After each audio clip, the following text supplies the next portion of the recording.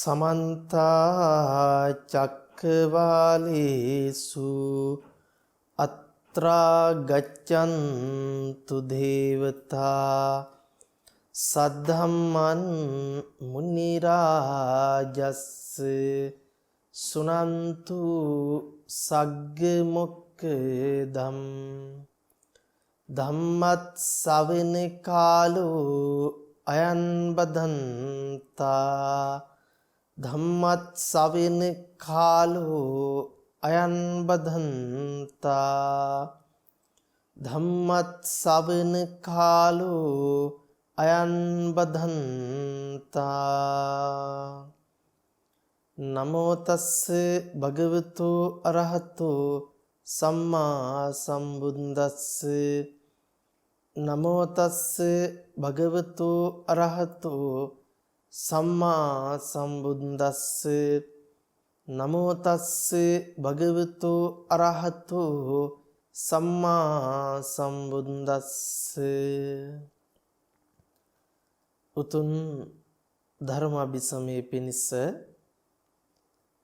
ධර්ම දේශනාමය පින්කම සිද්ධ කිරීම සඳහා සදැහැති දායකත්වයන් අද දවසේ සිදු කරනු ලබන්නේ තිලින විජේරත්න මහතාත් පවිත්‍රා දෙදිගම මහත්මියත් සියලු සත්වයන්ට ධර්ම අවබෝධය කරවීම මූලික අරමුණ කරගෙන අපි බොහෝ දේශනා ඔස්සේ සාකච්ඡාවට නිතරම බඳුන් කරපු කාරණාවක් තමයි දුක කියලා කියන්නේ.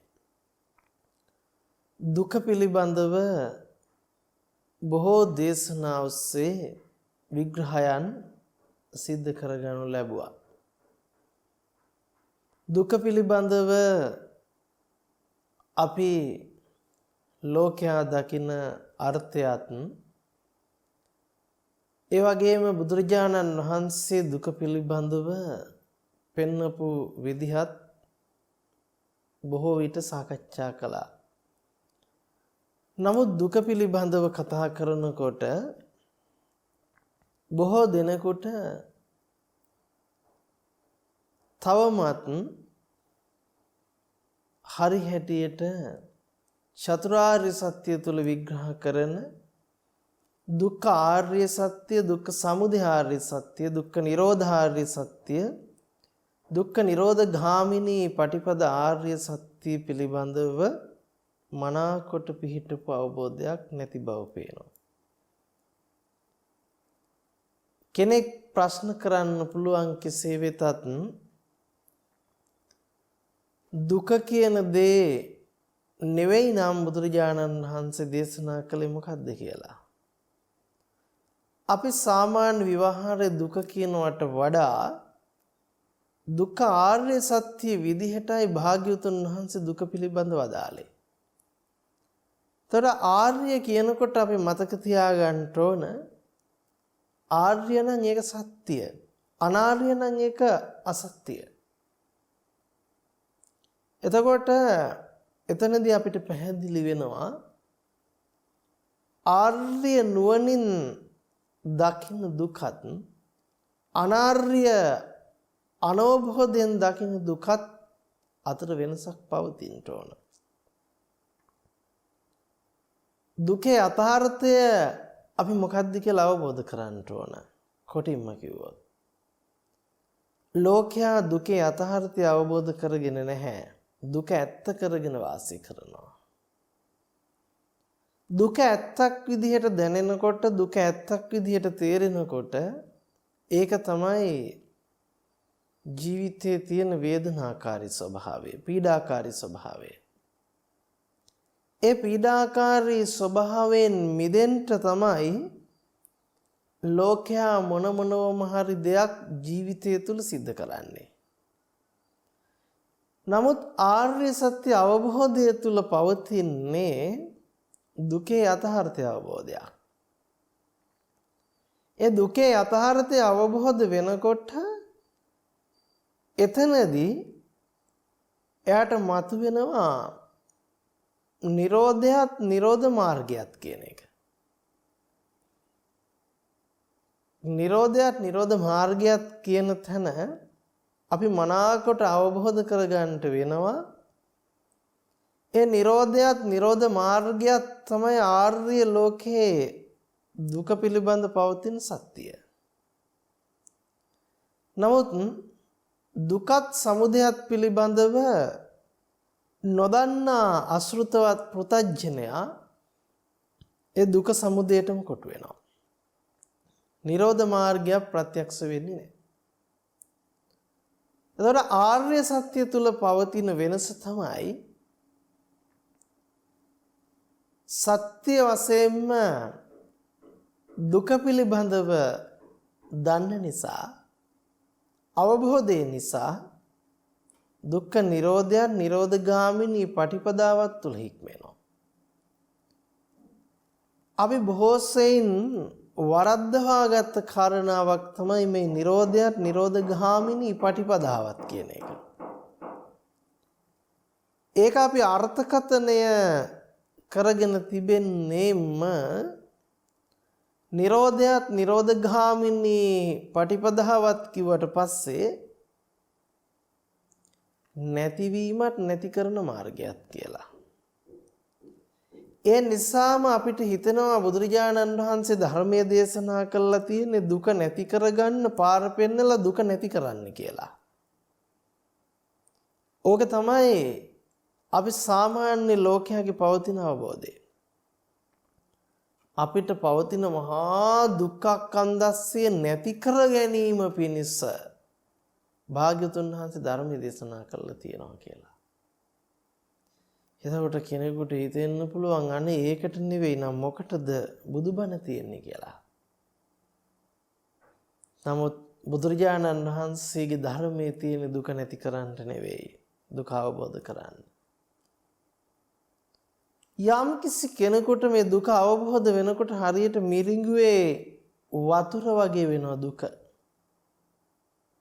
මිරිඟුවේ පවතින වතුර වගේ වෙනවා දුක. මිරිඟුවේ වතුර සැබෑ වශයෙන්ම නැතුව ආසෙම මිරිඟුව යම් තැනක නැතුව ආසෙම දුකත් සැබෑ වශයෙන් නොවන යම් තැනක නොවන අවිද්‍යාව නිසාම හටගන්න අවිද්‍යාවටම මුණ ගැහෙන බව අවබෝධයටපත් වෙනවා. මේක තමයි වෙනස. දුක්ඛ නිරෝධගාමිනී පටිපදාව කියලා කියන්නේ බලෙන් නැති කරන්න තියෙන දෙයක් නෙවෙයි. ඇතිවීම තුළ යථාර්ථය දකින්න එක. එහෙනම් හට ගැනීමේම නොහට ගැනීම දකින්න එක තමයි යථාර්ථය කියලා කියන්නේ, නිරෝධය කියලා කියන්නේ. හරියට මිරිඟුවේ වතුර හටගත්තා වාගේ පෙන්වුවට හටගෙන නෑ වගේ නුවණක් යෙදෙනවා නම් දුක පිළිබඳව අන්නේ නුවණට කියනවා දුක්ඛ නිරෝධ ගාමිනී පටිපදාව. දුක්ඛ නිරෝධය කියලා. එහෙනම් සැබවින්ම අපිට අවබෝධ වෙන්නට ඕන පවතින දුක යථාර්ථයක් නොවේ කියන එක. දුක පවතිනවා නම් පවතින අවිද්‍යාව නිසාම බව, අනවබෝධය නිසාම බව වටහා ගත යුතුයි. ඒ පිණිස තමයි බුදුරජාණන් වහන්සේ ධර්මයේ දේශනා කරන්නට යෙදුනේ. ලෝකේ පවතින යථාර්ථය ඒකමයි. නමුත් ඒ යථාර්ථය වැටහෙන්නේ නැතිකමට අපි කියන අනවබෝධය, අඥානවන්තකම. අනේ අඥානවන්තකම දුරු කරගෙන ප්‍රඥාව පහළ කරගෙන දුකේ යථාර්ථය යම් මොහොතක අවබෝධ වුණොත් මිරිඟුවේ වතුර නොමැති බවට ප්‍රත්‍යක්ෂ වන්නාසේ ලෝකේ දුකක් නොමැති බව ප්‍රත්‍යක්ෂ වෙනවා. කෙනෙකුට මෙහෙම කියනකොට ප්‍රශ්නාර්ථ ගණනාවක් නැගෙන්න පුළුවන්. දුක නැත්තම් මොකද අපිට දුකට පිළිසරණක්? දුක නොපවතින දුක නැති කරන්නට හදන්නේ ඇයි? ඒකම තමයි ප්‍රශ්නේ. නැති දුකක් ඇති බවට අරගෙන ඒ දුක නැති කරන්න දඟලන එක තමයි පවතින මානසික ලෙඩේ. ඒක තමයි පෘථග්ජනයා තුළ පවතින උම්මත්තක රෝගයේ විදිහට බුදුරජාණන් වහන්සේ පෙන්වන්නේ. මෙන්න මේ රෝගිටයි බෙහෙත දහම් ඖෂධයෙන් ලැබෙන්නේ. ඒක තමයි දහම් ඖෂධය කියලා කියන්නේ. අන්න මනාකොට යම් අවබෝධයක් ඇති වෙන්න ඕන කෙනෙකුට මේ දුක පවතිනවා නම් පවතින්නේ අවිද්‍යා සහගත ලෝකයට. දැන් අපි කියනවා සියලු කෙලෙසුන් නසා දුක්ඛක්ඛන්දස්ය සහ මුලින්ම නිරෝධ කළා බුදුරජාණන් වහන්සේ කියලා. හරි. සියලු කෙලෙසුන් නැසෙනකොට අවිද්‍යාව ප්‍රහීන වෙනවා. අවිද්‍යාව ප්‍රහීන වෙනකොට දුක හමු වෙන්න තිබුණු කෙලෙස් මාත්‍රයක්වත් නැති නිසා නැවත දුක මුණ ගැහෙන්නේ නැති ස්වභාවයටපත් වෙනවා. ලෝක සම්මතයේ ලෝකයා දකින්න විදිහට ලෙඩවීමේ දුක, ජරාවටපත් වීමේ දුක, මරණයටපත් වීමේ දුක, ප්‍රියයන්ගෙන් වෙන්වීමේ දුක, අප්‍රියයන් හා එක්වීමේ දුක, යමක් කැමැති පරිදි නොවීමේ දුක් කියන ටිකේ යම් කිසි කෙනෙකුට හිතෙන්න පුළුවන් භාග්‍යවතුන් වහන්සේ පවා දුරු කළේ මානසික දුක පමණයි. ප්‍රියයන්ගෙන් වෙන් වෙන දුක, අප්‍රියයන් හා එක් වෙන දුක, යමක් කැමැති පරිදි නොවීමේ දුක බුදුරජාණන් වහන්සේ දුරු කළා ඇති. නමුත් මේ ජරා දුක, ව්‍යාධි දුක, මරණ දුක උන්වහන්සේ දුරු කරන්න පිරිනුවන් පෑවම කියලා කෙනෙක් කියන්න පුළුවන්. බොහෝ පිරිසකට ඒක බලපු ගමන් ඇත්ත වගේ පේන්න පුළුවන්. ත්‍රිපිටකයේ කොටස් අරගෙන අර්ථකථන කරන්න පුළුවන්කම තියෙයි. ආනන්දය මට පිපාසයි, ක්ලාන්තයි, හිසේ රුජාවයි, මේ වගේ බුදුරජාණන් වහන්සේ ආබාධ ගැන කියපු තැන්, දේශනා කරපු තැන් අරගෙන පෙන්වන්න පුළුවන් කෙනෙක්. ତර යම් කිසි කෙනෙක් තේරුම් ගත යුතු කාරණාවක් තියෙනවා. මට වතුරු පිපාසයි ආනන්දය කියලා උන්වහන්සේ වදාළට, හිසේ කැක්කුමයි කියලා උන්වහන්සේ වදාළට, අපි හිතන ස්වභාවයේ මානසික මට්ටමින් නැවත කවදාකවත් පුජ්‍යලත්වයකින් බුදුරජාණන් වහන්සේට බුදුරජාණන් වහන්සේ මුණ ගැහෙන්නේ නැහැ. නමුත් අපිට තවම පුජ්‍යල භාවයෙන් මුණ ගැහෙන බුදුරජාණන් වහන්සේගේ දුක ගැන තමයි මේ කියන්නේ කියලා අපේ මානසික මට්ටමේ ඉඳලා අපි තීරණය කරනවා. ඔබට යම් මොහොතක ප්‍රත්‍යක්ෂ වුණොතින් Tamanට මුණ ගැහෙන්නේ Tamanගේ රූප වේදනා සංඥා සංකාර විඥාන පහ අධ්‍යක්ීම කියලා.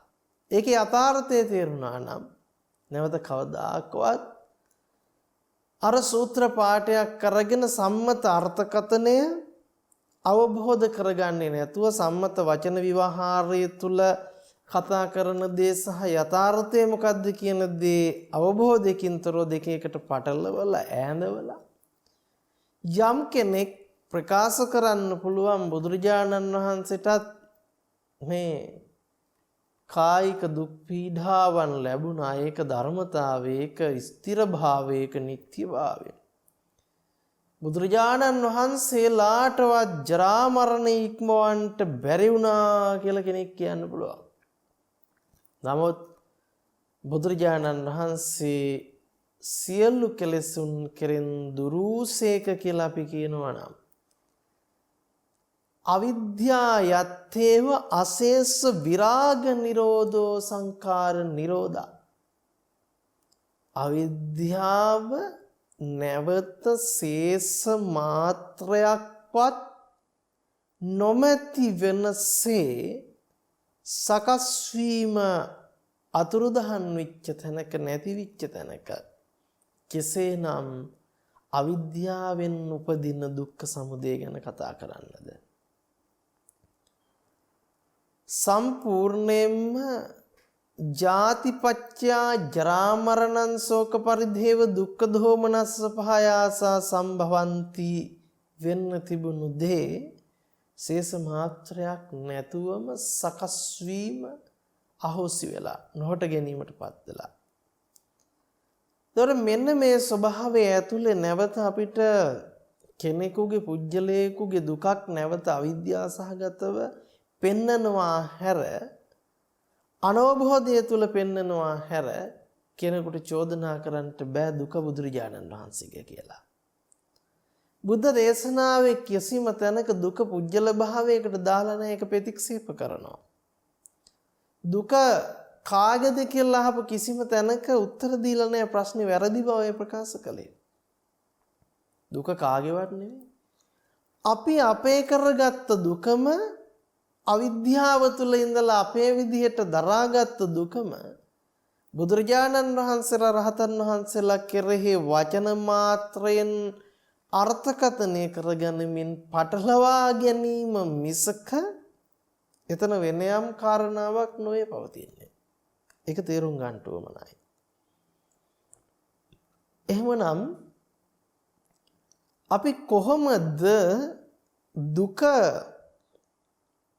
යථාර්ථයක් නොවන බව තේරුම් ගන්නේ? අපි කල්පනා කළොතින් අපි සම්මත ජීවිතය තුළ ඉන්නකොට සම්මත ලෝකයා ජීවත් වෙන්නේ පුංචි කාලේ මං අම්මගේ මව් කුසෙන් මේ ලෝකෙට ඉපදිලා කාලයක් තිස්සේ ජීවත් වෙලා හැදිලා වැඩිලා නාකි වෙලා වයසට ගිහිල්ලා මේ ලෝකෙ මෙහෙම තියෙන්නේ නැද්දි මම මැරිලා යනවා කියන තැනක. ඒ මට්ටමේ ඉඳලා බලනකොට ඔය කියපු කාරණාව සාධාරණයි. ඒක සම්පූර්ණයෙන් සාධාරණයි. අපි පුංචි දරුවෙක්ව උපමා කරලා බැලුවොත් පුංචි දරුවාගේ ලෝකේ පුංචි දරුවෙක් නැහැ. අපේ ලෝකේ පුංචි දරුවෙක් ඉන්නවා. පුංචි දරුවෙක් උපමා කරගන්න කිව්වම අපි බොහෝ වෙලාවට පෙළඹෙන්නේ අපි දන්න පුංචි දරුවා සිහියට නගා ගන්න. පුංචි දරුවෙක්ව කියනකොටම අපේ ඔළුවට එන්නේ මොකද්ද? අපේ ඔළුවට වැඩ කරන්නේ චූටි අතපය තියෙන ඇස්කන් නාසාදී ඉන්ද්‍රියන් පිහිටපු අපි එහෙමනේ ගන්නෙ. කෙඳිරි ගන්න, අඬන, අත් කකුල් පොළවේ ගහගන්න පුංචිම පුංචි ළමෙක් කියලා ප්‍රතිරූපයක් අපි මවා ගන්නවා. ඒ අපි මවා ගන්න එක. නමුත් පුංචි දරුවගේ මානසික මට්ටමින් අපි හිතලා බැලුවොත් පුංචි දරුවගේ ලෝකේ මම ගෑනුද පිරිමිද මම මනුස්ස ලෝකෙද ඉන්නේ, මට අම්මා ඉන්නවා තාත්තා ඉන්නවා, මට නාසයක් දිවක් ශරීරයක් කයක් තියෙනවා අය, මම අස්සවල් විදිහේ කෙනෙක් කියන ප්‍රතිරූපේ ලෝකේ පුංචි දරුවට කිසිසේත්ම අපිට ගොඩනගන්න බෑ. බලෙන්වත් ඒ ටික පුංචි දරුවට කවන්න බෑ අපිට. කවද්දන්න පුළුවන් කමක් නැහැ. එතකොට අපිට පැහැදිලිවම වැටහෙන කාරණාවක් තමයි පුංචි දරුවාගේ ලෝකේ පුංචි දරුවෙක් නැති බව. ඒ විතරක් නෙවෙයි පුංචි දරුවාගේ ලෝකේ ඉරහඳ තාරකා ගස්ගල් ඇලදොල ගංගා මහා සමුද්‍ර වලින් පිරිච්ච පෘථිවි තලයේවත් ගෝලාකාර ලෝකයක්වත් අම්මා තාත්තා එකතු වෙලා මාව නිර්මාණය කරපු කටකතාවක්වත් දැක්මක්වත් මම දසමාසයක් මව් කුස තුල ඉඳලා මේ ලෝකේ එළිය දැක්කා කියන දෙයක්වත් ඒ දරුවගේ ලෝකේ නෑ. නමුත් අපේ ලෝකයේ ඔය කියන ඔක්කොම ටික එකතු කරගෙන තමයි පුංචි දරුවා ළඟට අපි යන්නේ. ඒක නේත්. අන්න ඒ වගේ තමයි බලෙන්වත් මේ පුංචි දරුවට ලෝකයක් හෝ තමන් පිළිබඳව මතු කරන්ට බැරුවා සේම තමයි භාග්‍යවතුන් වහන්සේට ශේෂ මාත්‍රයකවත් දුකක් හට නොගැනීම කියන කාරණාව. අපි මවා ගන්න පුංචි දරුවා සහ ලෝකයේ පිළිබඳ තියෙන දැක්ම වාගේ තමයි අපි මේ පැත්තේ ඉඳලා බුදුරජාණන් වහන්සේගේ දුක ගැන කතා කරන කතා කිරිල්ල. ඒක තේරෙයි අපි මේ සාකච්ඡාව කරගෙන යනකොට. ඔන්න අපිට පැහැදිලි එහෙමනම් පුංචි දරුවාගේ මානසික මට්ටමින් ගත්තට පස්සේ පුංචි දරුවාට ලෝකයක් නැහැ. පුංචි දරුවාට පුංචි දරුවෙක් නැහැ. පුංචි දරුවාට ඇහැ කන නාසය දිව ශරීරයෙන් හැදිච්ච මාව මේ ලෝකෙට බිහි වුණා කියන සංඥාව නැහැ. ඔන්න දරුවාගේ ලෝකේ දරුවාගේ අත්දැකීම. ඒතර කෙනෙක් කියන්ට පුළුවන් දරුවට පෙනීම තියෙනවනේ. පෙනීමට දරුවා ප්‍රතිචාර දක්වනවනේ. දරුවට ඇහිීම තියෙනවනේ. මොකද කන් තියෙන්නේ. දරුවට දැනීම තියෙනවනේ, දැන ගැනීම තියෙනවනේ කියන තැන අපි ප්‍රකාශ කරනවා. ලෝකය සහ දරුවා අතර සම්බන්ධතාවය පිළිබඳ අපි කතාව හදනවා. දරුවට පේන ක්‍රියාවලිය මෙහෙමයි. දරුවට ඇහෙන ක්‍රියාවලිය මෙහෙමයි කියලා අපි ඔන්න කතාව බිහි කරනවා, නිර්මාණය කරනවා. නමුත් දරුවාගේ ලෝකයේ පැත්තෙන් ගත්තොත් දරුවට පෙනෙන ක්‍රියාවලියක් නිර්මාණය කරන්න බෑ. ඇහෙන ක්‍රියාවලියක්, දැනෙන ක්‍රියාවලියක්, දැනගන්න ක්‍රියාවලියක් පිළිබඳ කතා කරන්නේ නැහැ. ඒ පැත්තේ. දරුවාගේ ලෝකෙ හිම අත්දැකීමක් නැහැ. ඒක කාටවත් කවන්ටත් බෑ දරුවට මේ මානසික මට්ටමට. එහෙනම් අපිට පැහැදිලි දරුවාගේ ලෝකයේ දරුවාගෙන් ශුන්‍යතයි. මොකද්ද? දරුවාගේ ලෝකයේ දරුවාගෙන් ශුන්‍යතයි. කොටින්ම කිව්වොත් දරුවාගේ ලෝකේ දරුවා නිරෝධ ධර්මයක්. නිරෝධ ධර්මයක් කියලා කියන්නේ සකස් නොවිච්ච ධර්මයක්. උදා නොවිච්ච ධර්මයක්. එහෙනම් දරුවාගේ ලෝකෙ මුණ ගැහෙන්නේ නැති තැන දරුවාගේ ලෝකේ දුක ගැන අපි කතා කරාට දරුවාගේ ලෝකේ දුකක් ගැන කතා කරන්න බෑ. ඔක තමයි ඇත්ත. නමුත් අපිට වෙලා තියෙන නිතරම මෙවැනි උපමාවක් කිව්වම අපේ මානසික මට්ටමේ ඉඳලා ලෝකේ ඉන්න දරුවෙක්ගේ වෙනස් වීම පිළිබඳව දුක පිළිබඳව අධ්‍යයනය කරයි අපි. ඕක තමයි අපි කරන්නේ. ඕක තමයි අපේ අවිද්‍යා සහගත මානසික ස්වභාවය. ඒක තමයි අපේ දැක්ම. ඔන්න එහෙමනම් අපිට වැටහෙන්න උවමනයි මේ දරුවාගේ මානසික මට්ටමේදී දරුවාගේ ලෝකේ හෝ දරුවාගේ දුක දරුවට හම් වෙන්නේ නැති බව. එහෙනම් දරුවට දරුවෙක් මුණ නොගැසෙන බවයි ඇත්ත. ඒක තමයි ඇත්තම කතාව. එහෙමනම් ඔන්න ඔය දරුවාගේ මානසික මට්ටමට අපි ගිහිල්ලා බැලුවට පස්සේ අපි තුල අර ගොතාගත්ත කතාව හැර මම මෙහෙම කෙනෙක්ය, මම මනුස්ස ලෝකෙට මේ විදිහට ආපු කෙනෙක්ය, මම මේ විදිහට ජීවත් වෙච්ච කෙනෙක්ය කියලා පොදි ගහගත්ත දෘෂ්ටි ටිකෙන් තමයි ඔබ ඔබේ ලෝකෙ නිර්මාණය කරගෙන තියෙන්නේ.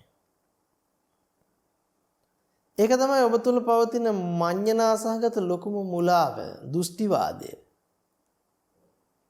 ඒකට අපි තව විදිහකට කිව්වොත් කියනවා සක්කාය දිට්ඨිය කියලා.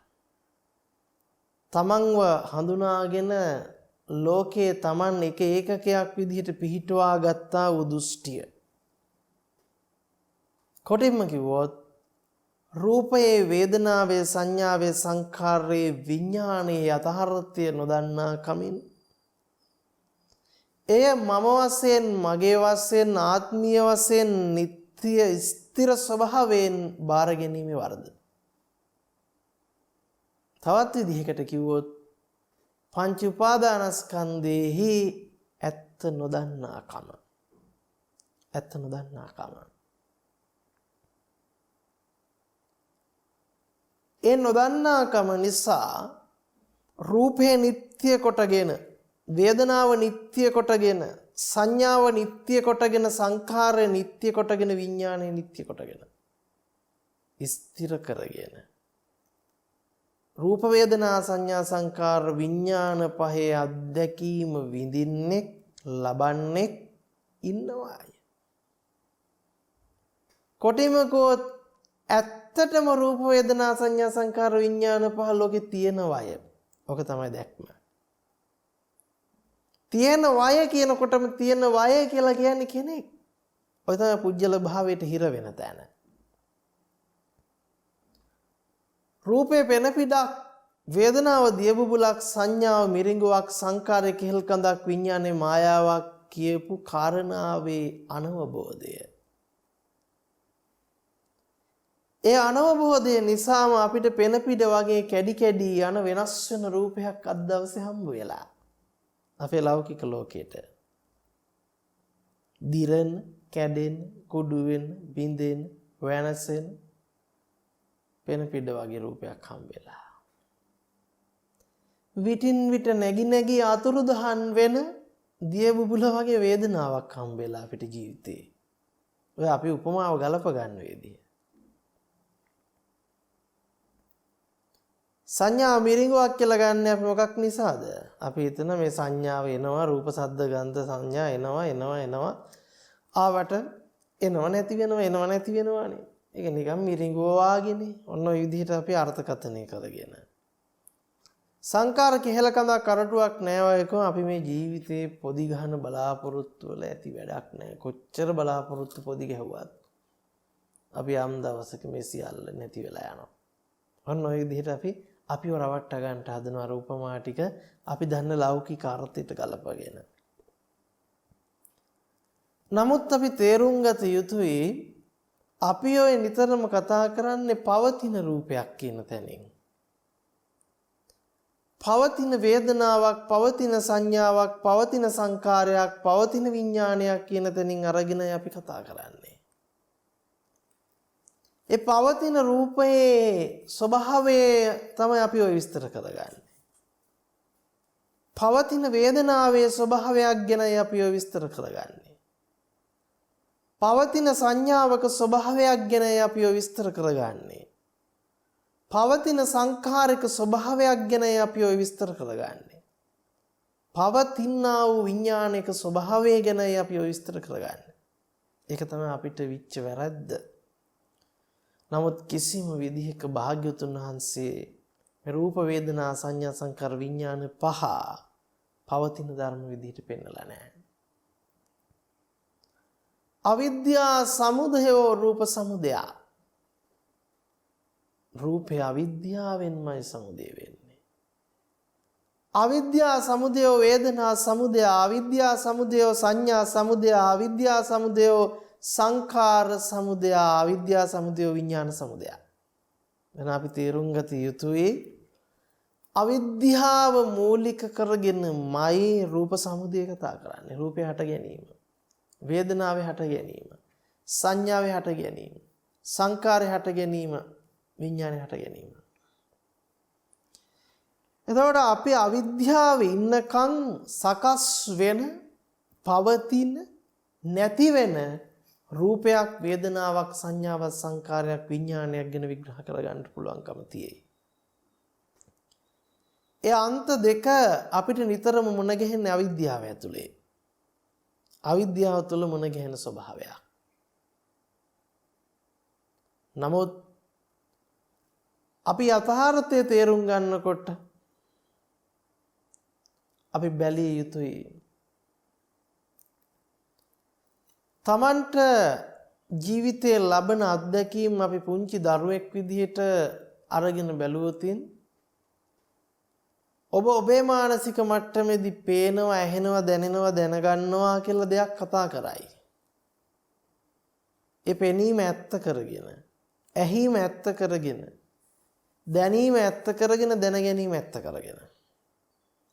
පෙනීම ඇත්තක් නම් අනිවාර්යෙන් පේන කෙනෙක් එතන ඉන්න ඕන. ඇහිම ඇත්තක් නම් ඇහෙන කෙනෙක් ඉන්න ඕන. දැනීම ඇත්තක් නම් දැනෙන කෙනෙක් ඉන්න ඕන. දැන ගැනීම ඇත්තක් නම් දැනගන්න කෙනෙක් ඉන්න ඕන. ඒතර පෙනීමේ ඇත්ත දකින්න කිව්වම, ඇහිමේ ඇත්ත දකින්න කිව්වම, දැනීමේ ඇත්ත දකින්න කිව්වම, දැනගැනීමේ ඇත්ත දකින්න කිව්වම අපි පෙනීම ඇත්තක් කරගෙන පෙනීම ගැන හොයන්නටයි උත්සාහවන්ත වෙන්නේ. ඇහිම ඇත්තක් කරගෙන ඇහිච්ච දේ මොන වගේද කියලා බලන්නටයි උත්සාහවන්ත වෙන්නේ. දැනීම ඇත්තක් කරගෙන ඇත්ත කරගත්ත දැනීම ගැන හොයන්නේ. දැන ගැනීම ඇත්තක් කරගෙන ඇත්ත කරගත්ත දැන ගැනීම ගැන හොයන්නේ. එතකොට අපිට නිට්ටය අනිත්‍ය තමයි බලන්න වෙන්නේ. නිට්ටය අනිත්‍ය බලනවා කියලා කියන්නේ නැවත අනිත්‍ය නෙවෙයි මතුවෙන්නේ නිට්ටය. එයාට අනිත්‍ය නිට්ටය වෙලා. අනිත්‍ය වෙන්න දෙයක් යාට පවතිනවා. අනිත්‍ය නිට්ටය වෙලානේ. අනිත්‍ය වෙන්න දෙයක් යාට නිට්ටයව පවතිනවා. අනිත්‍ය වෙන රූපය යාට නිට්ටයව හම්බ වෙලා.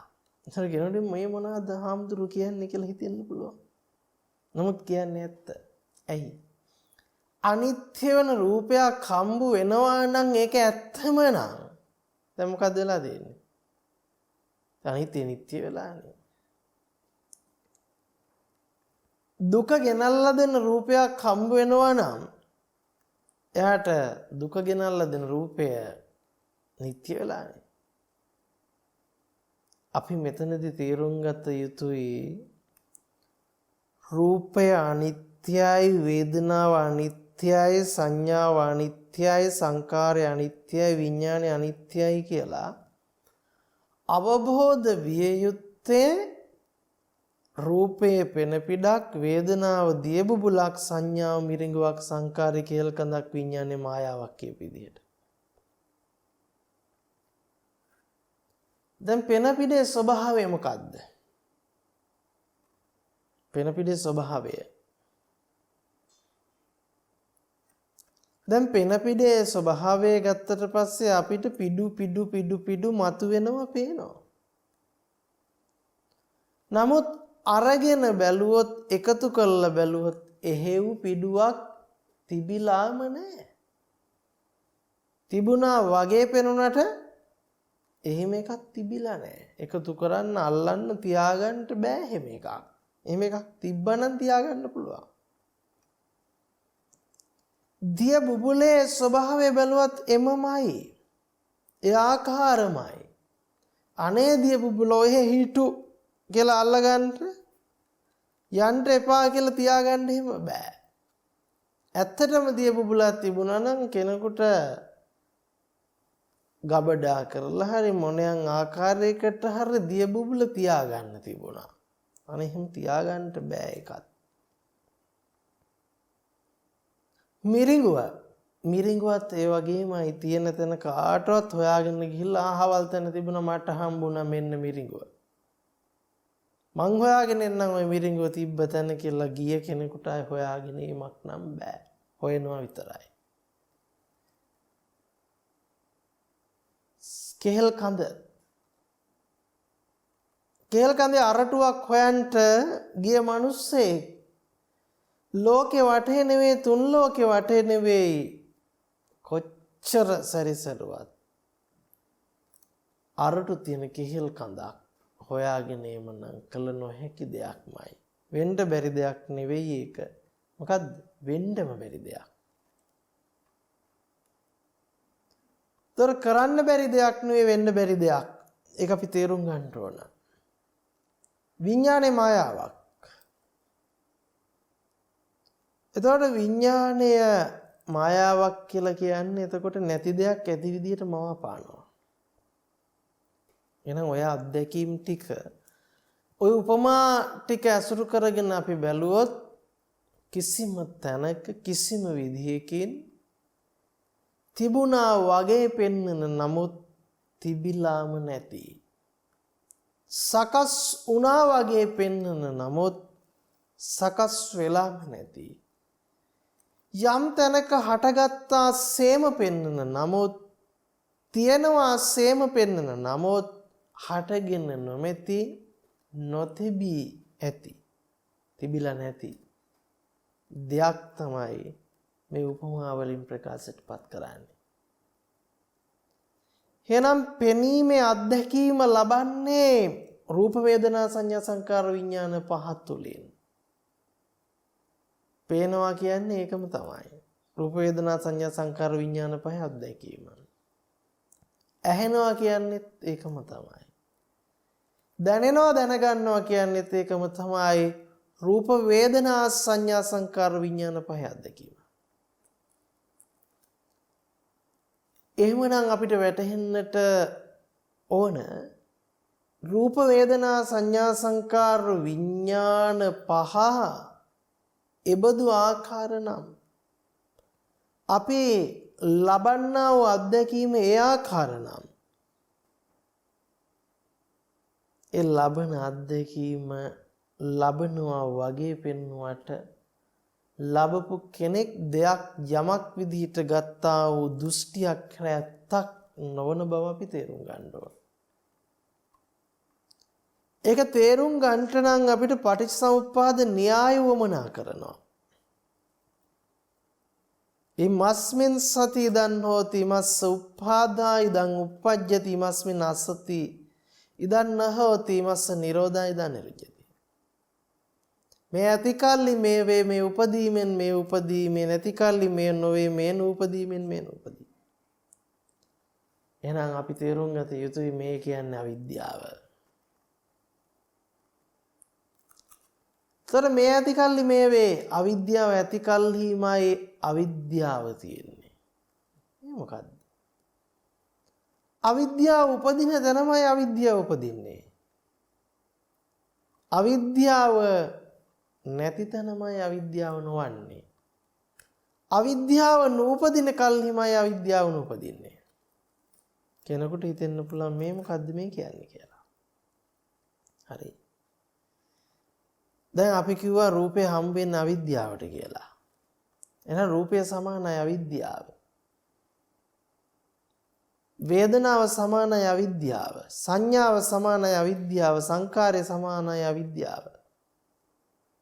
අපි තේරුම් ගත යුතුයි හිමනම් අවිද්‍යාව ඇති කල්හිම මොකද්ද මේ තියෙන්නේ? අවිද්‍යාවට මුණ ගැහෙන්නේම රූප වේදනා සංඥා සංකාර විඥාන. එහෙනම් අවිද්‍යාව කතා කරන්නේ යම් තැනකද ඒ කතා කරන්නේම රූප වේදනා සංඥා සංකාර විඥාන පහ සකස් වීම. අවිද්‍යාවෙන් නොහට ගැනීම කතා කරන්නේද ඒ කතා කරන්නේම රූප වේදනා සංඥා සංකාර විඥාන පහ නොහට ගැහෙන්නේ. එහෙනම් හටගත්තා වූ දෙයක ඇත්ත බලනවා නෙවෙයි හටගත්තා වාගේ පෙන්වන දේ මොකද්ද කියලා විමසනවා. හටගත්ත දෙයක ඇත්ත බලනවා නෙවෙයි හටගත්තා වාගේ පෙන්වන දේ කුමක්ද කියලා විමර්ශනය කරලා බලනවා.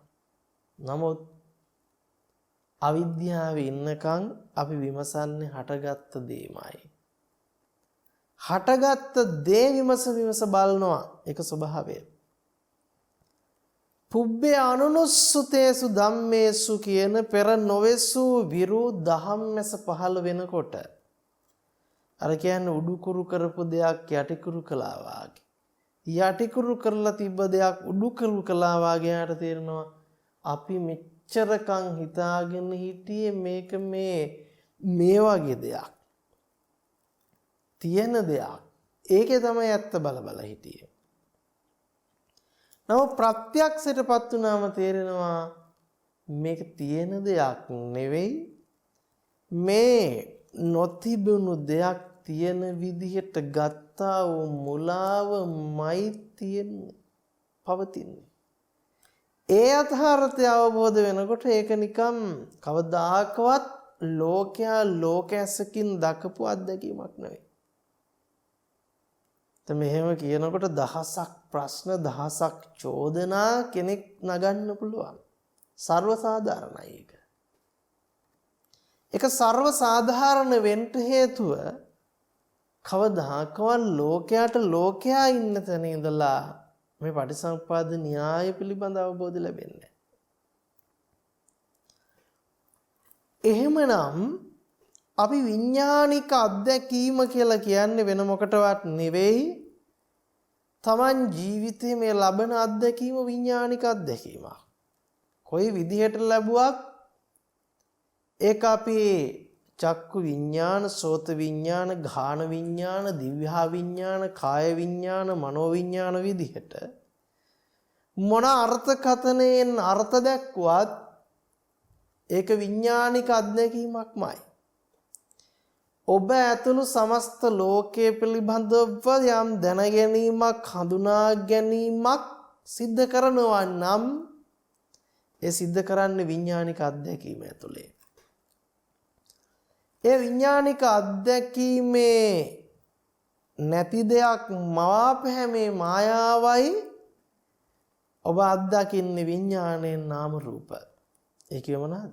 අර කතා කරපු රූප වේදනා සංඥා සංඛාර ටික තමයි විඥාණයෙන් අත්දකින්නේ.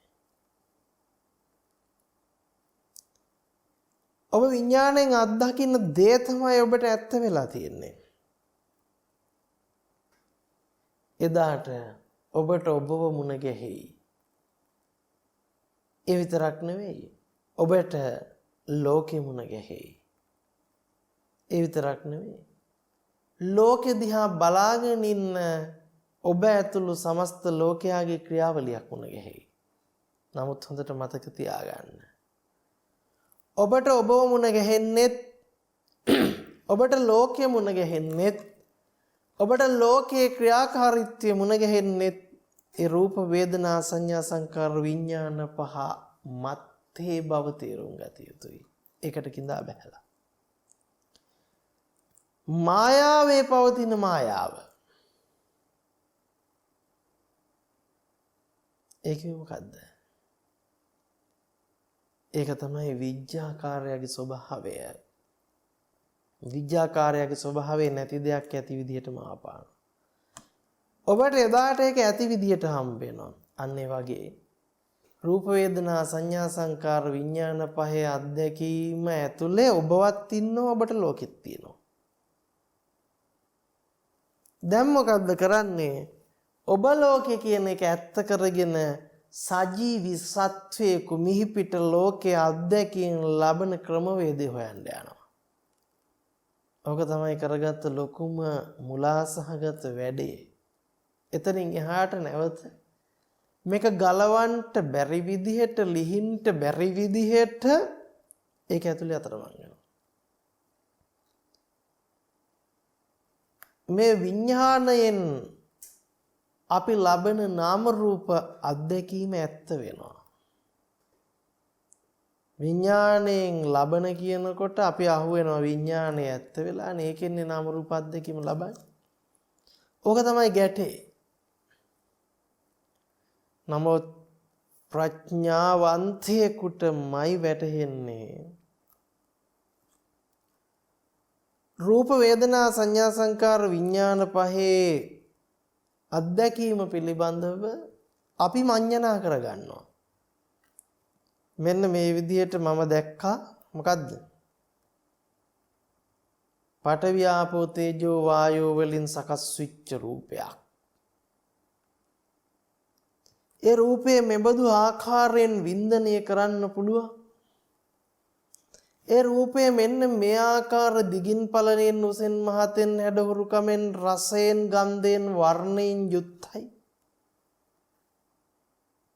ඒ රූපය මේ ආකාරයෙන් හසුරවන්නට පුළුවන්, අල්ලන්නට පුළුවන්, ඉබින්න පුළුවන්, ලෙව කන්න පුළුවන්, හපන්න, කඩන්න, කුඩු කරන්න, බිඳින්න පුළුවන්. මෙන්න මෙහෙම ඇති කරගත්ත දෘෂ්ටිය ඇතුලේ ඔබ පුදුම විදිහට අතරමං වෙලා. කෙනෙකුට කියන්න පුළුවන් හාමුදුරුවනේ ඔබ වහන්සේ කතා කරාට ඔබ වහන්සේගේ රූපයත් පොළොවට පස් වෙලා දිරලා යනව නේද කියලා. යංකින්චි සමුදය ධම්මං සබ්බත්තං නිරෝධ ධම්මන්ති. ඒ මොකද්ද කිව්වේ? නයිදං අත්ත කතම් බිම්බන් නයිදං පරකතං ගම්. හේතුම් පටිච්ච සම්භූතං හේතුබංගා නිරුඤ්ජති. අපි මේකත් අර්ථකථනය කරගත්තේ වැරදි විදිහකට. මම විසින් කරන්නේ නැති, ඉබේ සිද්ධ වෙන්නේ නැති, අනිකෙක් විසින් කරවන්නේ නැති හේතුඵල ක්‍රියාවලියක් තියෙනවා වෙලා අපිට. මම විසින් කරන්නේ නැති, අනුන් විසින් කරවන්නේ නැති, ඉබේ සිද්ධ වෙන්නේද නැති ක්‍රියාවලියක් හම්බ වෙලා. ඒ විදිහට අපි මේක අර්ථකථනය කරගත්තා. නමුත් ඔබ තේරුම් ගත යුතුයි හේතුම් පටිච්ච සම්භූතං හේතුව කියන්නේම අවිද්‍යාව. අවිද්‍යාසගත හේතුව නිසාමයි මේ සම්භූතය ගොඩ නැගෙන්නේ. ඒ හේතුව නැති තැන මේක කතා කරන්න බෑ. ඒ අවිද්‍යාව නැමැති හේතුව තියෙනකම් ඉබේ සිද්ධ වෙන හරි මම කරන හරි අනිකෙක් විසින් කරවන හරි ක්‍රියාවලියක් ඔබට හම්බ වෙනවා. ඒ අවිද්‍යාව පැත්ත විස්තර කරේ. එහෙමනම් අපි තේරුම් ගත යුතුයි මේ ක්‍රියාවලිය කියන දේ අපි ඇත්ත කරගෙන මෙතුවක් කාලයක් ධර්මයේ දකින්න ගියා නම් ඒ අවිද්‍යාව පැත්තේ ඉඳලා දැකපු දෙයක්. ප්‍රඥාව මෙහෙवला නුවණින් දකින්න කෙනෙකුට තේරෙනවා රූපයට රූපය හම්බෙලා නැති බවත්, වේදනාවට වේදනාව හම්බෙලා නැති බවත්, සංඥාවට සංඥාව හම්බෙලා නැති බවත්, සංඛාරයට සංඛාරය හම්බෙලා නැති බවත්, විඥාණයට විඥාණය හම්බෙලා නැති බවත් අවිද්‍යා සහගතව සිද්ධ කරගත්ත මඤ්ඤණාවෙන් රූපේ වේදනාව සංඥාව සංඛාරය විඥාණය අර්ථකථනය කරගෙන පූර්ව නිගමනයකට බැසගෙන ඉන්න බවත්. දැන් මෙහෙම හිතන්නකෝ. ඔබ තමයි කියන්නේ මේ වෙලාවේ රූප වේදනා සංඥා සංකාර විඥාන පහේ අත්දැකීමෙන් ලෝකේ හඳුනාගත්තා කියලා. දැන් අපි කියනවා එතකොට අතීතෙන් ආපු නැති අනාගතයට යන්නේ නැති වර්තමානයේ හටගත්ත රූපයක් වේදනාවක් සංඥාවක් සංකාරයක් විඥානයක් කියලා. ඒ අපි දකින්නේ කියන්නේ. නමුත් වර්තමානයේ හටගත්ත රූපයක් වේදනාවක් සංඥාවක් සංකාරයක් විඥානයක් තිබුණා නම් ඒ තිබුණු රූපේ වේදනාව සංඥාව සංකාර විඥානේ කොහෙටද ගියේ? අතීතයේ තියෙන්නේ නැතිනේ තිබ්බේ ඔක. එහෙනම් ආපු තැනක් නැත්තම් යන තැනක් නැත්තම් තිබුණු තැනක් ගැන කතා කරන්නේ කොහොමද? ඒකමනේ බොරුව. අපි මහා ලෝකෙට කියනවා ආපු තැනකුත් නැල්ලු යන තැනකුත් නැල්ලු දැන් තිබුණලු. දැන් තිබුණා නම් ආපු දෙයක් වෙන්න එපා. තිබුණා නම් ඔක යන්න එපා, ගිය තැන තියෙන්න එපා. නේද? ඒ නිසා ඔබ හොඳට මතක තියාගන්න. කිසිසේත්ම අපිට ආපු තැන හෝ යන තැන ප්‍රකාශ කළ නොහැකි නම් තිබුණු තැන ප්‍රකාශ කරන්නත් බෑ. අන්න තිබුණු බවට, සකස් වුණු බවට, ඇති වුණු බවට වර්ධවා ගත්තා වූ දෘෂ්ටියයි පවතින. එහෙනම් හාමුදුරුවනේ පුංචි කාලේ ඔබ වහන්සේගේ ශරීරය යම් දවසක මැරිලා මහල් වෙලා නාකි වෙලා පොළවට පස් වෙයිනේ. ඒ ඔබ දකින්න හාමුදුරුවන්ගේ ශරීරය බුදුරජාණන් වහන්සේගේ ශරීරය එහෙම වෙනවා ඔබේ දැක්මේදී. නමුත් විදර්ශනාව පච්චුප්පන්නංච යේ ධම්මං තත්ත තත් විපස්සති. පච්චුප්පන්නේ කියේ මේ අත්දැකීම ලබන වෙලාව.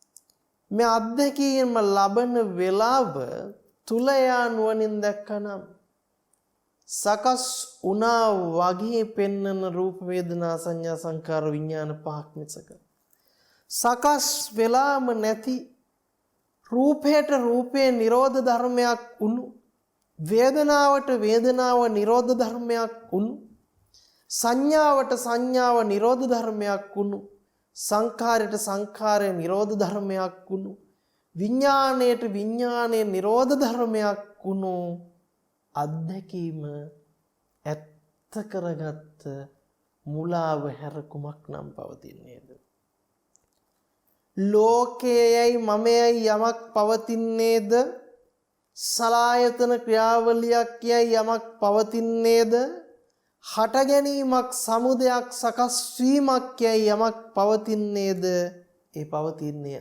අවිද්‍යාවමයි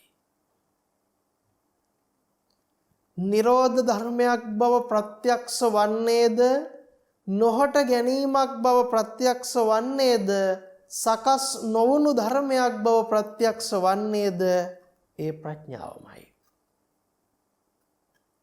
ප්‍රඥාවන්තයට මේ වෙලාවේ කෙස් ලොම් නියදත් සම්මස්නහර හම්බ වෙන්නේ නැහැ අඥානවන්තයාට කෙස් ලොම් නියදත් සම්මස්නහර හම්බ වෙයි එයා විදර්ශනාව කියලා කෙස්වල කුණු වීම ගඳ ගැසීම කැඩීම බිඳීම නැසීම වෙනසීම කතා කරයි අඥානවන්තයා ප්‍රඥාවන්තයා